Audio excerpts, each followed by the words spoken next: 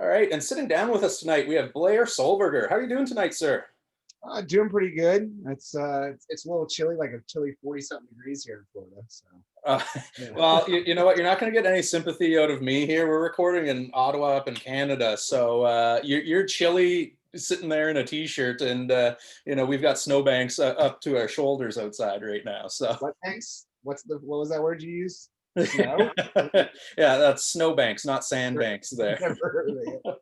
So, I mean, for those that are listening right now, you yourself are a registered dietitian, correct?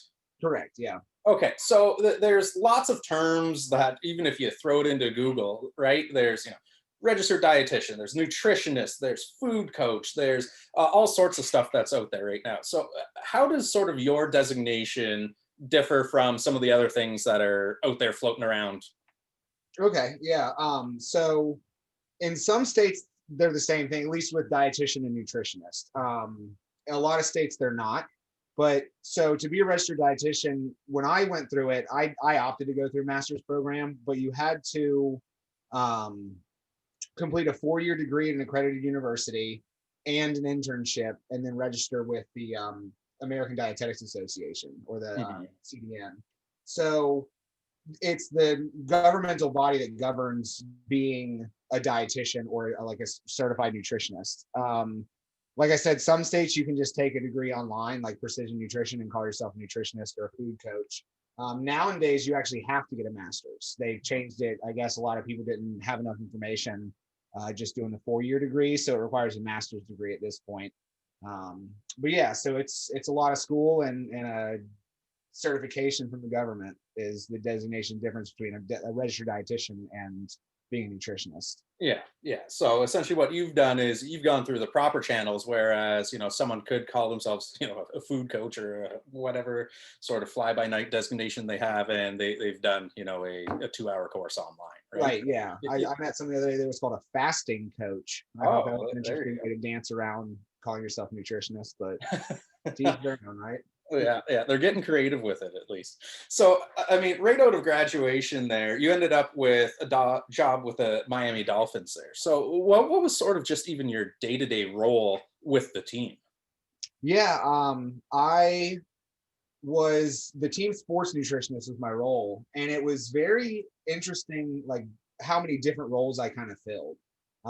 For the most part, I was in like daily. I was in charge that their meetings were, or that their pre and post nutrition for practice was handled. So that was making sure snacks were available, certain supplements, and then getting like post recovery type stuff ready for when they came back in from practice.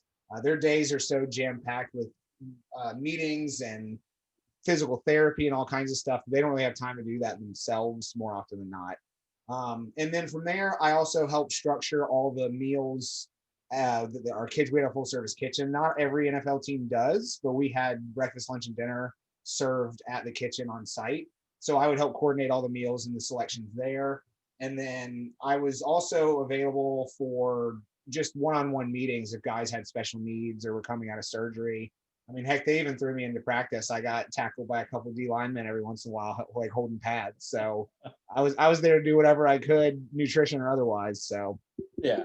Yeah. So, I mean, when you're helping to sort of put together some of these meal plans here for players, you just said it. Obviously, you've got D linemen, you've got O linemen, you've got wide receivers. Everyone's different body types from one end of the spectrum all the way to the other. What is some of the main differences that there would be in the actual meal plans for, say, a wide receiver or a 370-pound offensive lineman?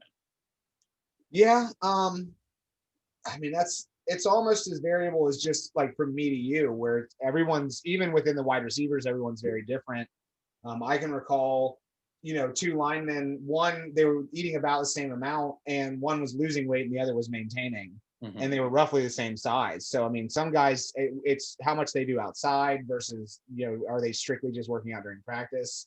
But I mean, I would say calorically, the difference, the linemen were probably eating a good like 2,500 to 3,000 calories more than your average wide receiver. And that's most people's day, and Yeah. that they're eating that like on top of already a pretty calorically high um, diet.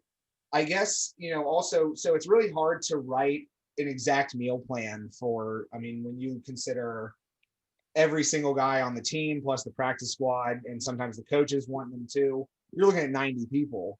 It's really hard to be too tailored. So a lot of times it boils down to education and signage. So instead of saying like, oh, here's your calories, eat this every day at lunch, we would assign like action words to like protein builds, carbs, fuel, and then kind of assign that with the foods in the cafeteria and help them make their own choices. Mhm. And then that way from there, like based on where their weight and body fat percentage is moving as we tracked it, we could be more specific with guys that were struggling versus some guys were perfectly fine on their own and didn't really need the extra attention. Yeah, yeah. So, obviously it's a little bit easier to sort of keep tabs on the players when it's in season, right? Like you're saying, they're at the facilities, they're at the cafeterias. You can sort of keep an eye on what they're putting into their bodies there.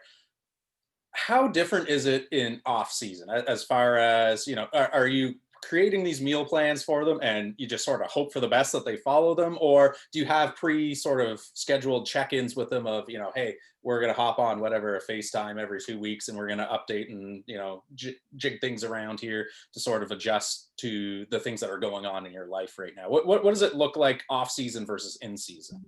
Honestly, more the first that you mentioned, just kind of hoping for the best. Yeah. Some guys, it's Kiko Alonso wouldn't leave my office, and he would text me randomly. I mean, that guy was so in tune, and he had a new supplement he was trying, and wanted the information, and he and I got to be really close. We still text all the time. He's out in, I think, San Francisco now, but it was just very hands-on with him because he wanted the best for himself. And some guys, probably wouldn't have talked to me if I hadn't had made them or like sat down with them, so, like I've said, some guys would text me off season. I got a few like 1 a.m. texts from guys on the West Coast, hey, what do you think? I'm like, dude, it's 1 o'clock in the morning, leave me alone, or I got a call one time from a tight end who was, hey, I'm at GNC, what can I have?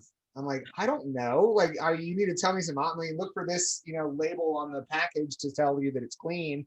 He's like, oh, okay, well, if I test with an illegal substance, you're paying my fine. I'm like, but so it really was just hoping for the best. Some guys did care to check in with me, or I would try to call guys that I thought were higher needs and stay in touch with them. But honestly, a lot of the coaches are gone for 2 weeks, 2 months, depending on the break. And it's just like, all right, we just put in 90 to 100 hours a week for the past 4.5 months. I'm wiping my hands and going home. So, I mean, it was pretty much off season until camp started or OTAs and that kind of stuff. It was very much off season, Yeah. Yeah. So, I mean, to use a basketball analogy here, right? You look at Kobe Bryant in the offseason would be in the gym, working out like a maniac, treating his body like a temple, counting calories, everything like that. And then you would have Shaq who, hey, I'm in the offseason here. I'm going to float in a pool, right? I'm going to eat fried chicken. I'm going to smoke cigars. I'm going to enjoy my offseason there, right? So if you had to just even ballpark percentage wise, what's sort of the split between the guys who really enjoy the off season versus the guys that are sort of still trying to maintain that balance throughout the year once you get back into training camp there? Is it just a disaster as far as most of them go, or is it like a 50-50 split? What's sort of the breakdown? I would go close to 80% of them, I would say, plus or minus, were good. Came back pretty solid. They needed some help conditioning, but some of them even had off-season strength and conditioning coaches that they installed. We had relationships with some of them in the area, but there's less hand holding than people think. I mean, there is a lot of that, don't get me wrong. But they're pros, this is their job. It's up to them. I mean, they could get fined for testing overweight and over fat, not the first day back from off season, but very quickly it's like, okay, you need to get in line. Or I think Ryan Fitzpatrick famously had an interview after he came back and during camp, and they were like, yeah, he was like, well, right now I'm in peak off season shape. I have 7 kids, most of their birthdays are in the off season, so I'm in peak off season shape, a lot of cake, but give me a few weeks, I'll be in peak season shape. I mean, so some guys do let it go. We fortunately didn't have too many Kelvin Benjamins that came back fat and happy and couldn't. I mean, I think he was pretty famous for coming back pretty chunky with the Panthers that one season. Yeah. breaks You my heart. enjoyed his off season that year for sure. Yeah, a little too much. Eddie Lacy, I think, was famous. He had weight stipulations in his contract at one point because he just couldn't rein it in. Yeah, yeah. Once they start factoring in your actual body mass index into your playing contracts, that's not usually a good sign for the direction that your career's headed. Eh? Yeah, no. Yeah. So, obviously a ton has changed, especially in the last 20 years, as far as, the diets that are out there, the supplements, the this, that, the other. And, the information is now definitely out there as far as players should know what they should and shouldn't be putting into their body, and what are good fats versus unhealthy fats and all of that. But even still, though, you've got to realize that for a lot of these players, it's either home cooking with mom and dad all through high school, and then they go to a Div 1 program where they're just on the meal plan there as well too. So by the time they get to the NFL, what's sort of their knowledge base? Do you find people are more knowledgeable about what they should and shouldn't be eating these days, or is it still similar to 30 years ago where you still need to sort of coach them up as far as what is good nutrition for them? Yeah, that's a really good question because I think it's pretty split. Like I mentioned, there are some guys that are very in tune, and I had great conversations with them because I knew how much they understood and I could talk to them on a very like scientific level about nutrition. And then other guys, it was, trying to speak their language is just to get them to try a supplement that I knew was beneficial, but it was the wrong color or they just weren't interested, so and I think part of it too is like we do think that at college you go to a Clemson or a Florida State or one of these big programs and they do have multiple dietitians that they would be in tune. But I've honestly noticed over my career that most college nutrition programs are almost more of a recruiting tool than actually for the players. Mm-hmm. Look at all our snacks, look at all these supplements, look at the things that we have. It's very attractive to guys that they're trying to recruit versus actually educating them. Because I did a presentation for the rookies where I explained what a dietitian is and the ways that I can help with sleep, with hormones, with weight, with performance. And my first questions were, how many of you know what a dietitian is? And very few of them raised their hand. And then I asked, how many of you had a dietitian at your program? And maybe half. And then what did you think that person did? And one guy yelled out, nothing, absolutely nothing. So it was a wake-up call for me where you do have a lot of these ingrained behaviors from mama's home cooking. And did they learn anything at college? So I think the NFL was the first league that required every team to have a dietitian in some capacity. It doesn't have to be full-time. It doesn't have to be part-time. It can be a contract where they come in, once, twice a month and, that kind of stuff. But hockey's still lagging behind. I think basketball's catching up. So it's kind of a crapshoot still where it's like some guys I mentioned are very in tune, but some guys, and then they're already getting paid. So why change now? It's really trying to get them to buy in to how much better they feel, how much longer they'll play if they take nutrition seriously, which is going to be, at that point, it's like motivational interviewing more so than just nutrition counseling. So. Yeah. Did you find that maybe it was more of the veteran players who, as they were starting to, get to the end of their careers and they're realizing, okay, I can't get away with, scarfing down a cheeseburger and going out there and running, a 410, 40 or something like that. And, they're looking for those added advantages that we're taking their nutrition a little bit more seriously? Or is it, again, does it just sort of come down to a case by case basis? Yeah, I think that trend is correct. The guys that were older towards the end of their career more often than not took it seriously, but there definitely were some younger guys that really were bought in and I was thankful to have my first season, at least. Cam Wake was there, 36 years old. He was older than I am. And, which is funny to say because all these guys are like a foot taller and, 50 to 80 pounds heavier than me, but calling them kids. But yeah, so like having someone like that where I can point an example and be like, look at how great this guy looks, how he's playing his performance level at 36 years old, and look at his food behaviors. So that was a good resource. I know that's anecdotal, but still it's proof's in the pudding. I mean, the guy was crushing it until about a year ago when he, retired. But yeah, so I do think that it was more often than not the older guys, Dwayne Allen, Cam Wake, that really took the extra care in their nutrition because they did need that advantage, that leg up to stay up, up with the young guys who could scarf cheeseburgers and still hit 40 tackles a game. Yeah, yeah. So, I mean, famously, LeBron almost flaunts it in the fact that he spends $1 million a year on a personal chef and his nutrition, like 1.5 million on home trainers, like literally takes that whole "my body is a temple" thing to the next level. With your time with the Dolphins, who were maybe 2 or 3 players who really stood out to you as, that shining example of like, this guy's the LeBron of the sport as far as how he treats his body? Yeah, I mean, Cam Wake just mentioned him. He would order like 20, 30 pounds of lean fish from our kitchen. Like he would order through there. I mean, so he was not only eating well at the facility, but he was buying in bulk from the facility through their food providers to have it as home. I mean, he was very in tune.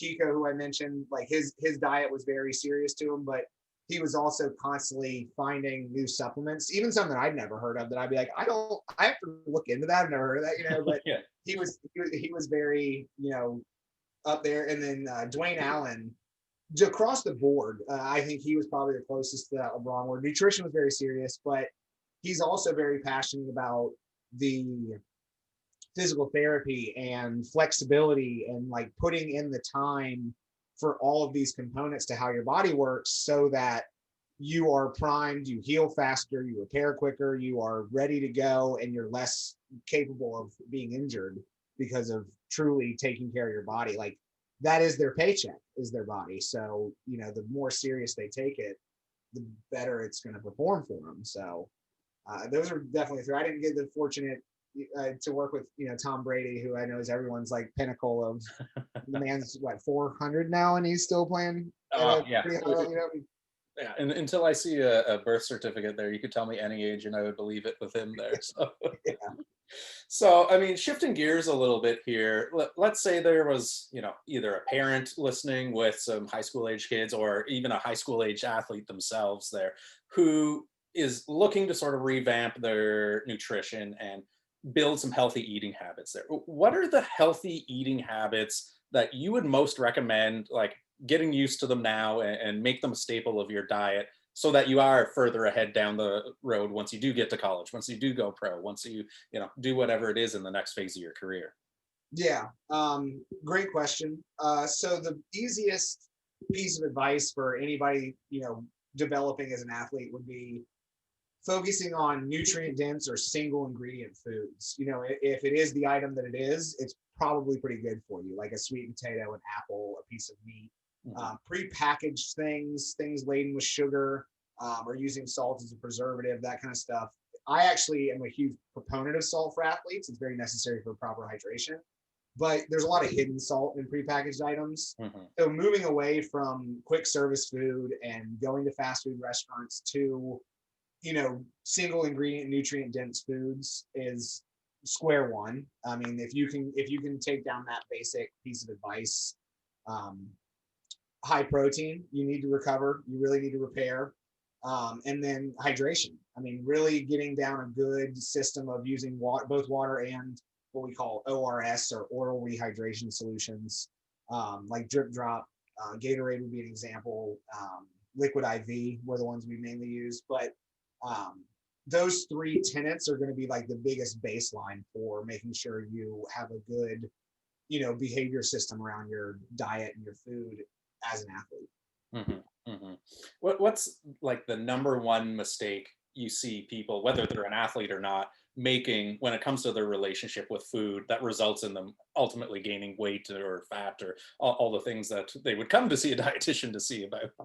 Yeah, so I just came up with this term recently. It's called nutrition scapegoating, which is where you pick something and make that the bad guy. Typically, our own behavior and our relationship with food overall is the issue, and we decide that carbs are bad, or milk is bad, or sugar is the enemy. and we like point the finger or we try to cut it out of our lives, but you're not dealing with that actual food relationship. And there's a lot of mental health and mindset that comes along with food because it's everything to us. We celebrate with it. A lot of people do or don't eat when they're depressed. It's emotional, it's happy, it's sad. So like, it's hard to just say like, oh, I'm not losing weight because carbs, I'm not. And so I think that we create these scapegoats and just say like, this is the problem. If I could just eliminate this, I would be happy and have abs and make $1 million a year. And, unfortunately, that's not the way the world works. We have to deal with, like in all things, we have to deal with ourselves first. I know that's easier said than done, but there it is, folks. Yeah, yeah.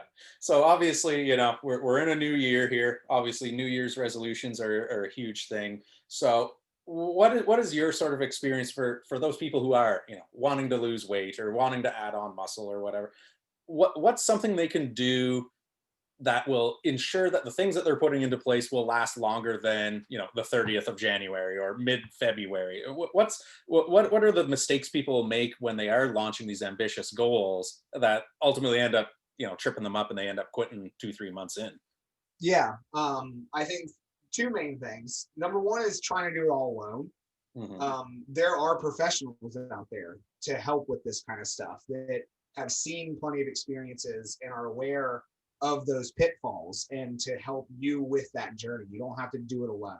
And, a lot of times people do want to just like, oh, this is the answer. I read it online, so I'm just going to take care of it. So I think that's a big part of it. And actually, I wrote for a magazine on the topic of motivation versus determination. I think that's another big one is people put too much emphasis on motivation. And motivation is a great tool. And, New Year's resolution is an outstanding motivator. But motivation is like a wave. There's a crest and a trough. And when people hit that trough, it's easy to ride it right until that trough hits. And all of a sudden, you got to start going uphill. And it's very hard to maintain. And that's when determination comes in, is it's swallowing the frog. It's doing the thing that doesn't sound great, but needs to get done. And that's, developing consistency and determination is a lot harder than riding a motivational wave. And so that's also something that maybe doesn't have to be done on your own, but it's definitely a thing to be mindful of, is that we put so much emphasis on being motivated and we need to put more emphasis on being determined. Well, I mean, you've got a lot on the go right now, both as far as the projects you have and your own company that you just launched. Where can people find more information about, the stuff that you're doing and even the things that you've got in the works right now? Yeah. So number one places to reach me are going to be on, my website's perfectly accessible, which is humanelementnutrition.com. That's the name of my business, the Human Element Nutrition. And say it's the same on Instagram, the Human Element Nutrition on Instagram. Both of those are perfectly acceptable ways to access. Most of our programs are explained on the website. There is one I'm really excited about that we just started launching, which is for high schools and small colleges to have a contract sports dietitian, myself, as kind of a way to even the playing field. So small teams that can't afford the dietitian full time are always going to be a little bit underdeveloped and underfueled compared to somebody maybe in the same conference. So trying to be able to bring an affordable, accessible, like semester long relationship with those teams that can't afford a full sports dietitian. So that's the newest program we launched, which isn't yet on the website. We're still building that one, but everything else, the one-on-one counseling, the athletic development, that kind of stuff is currently listed on our website. Amazing.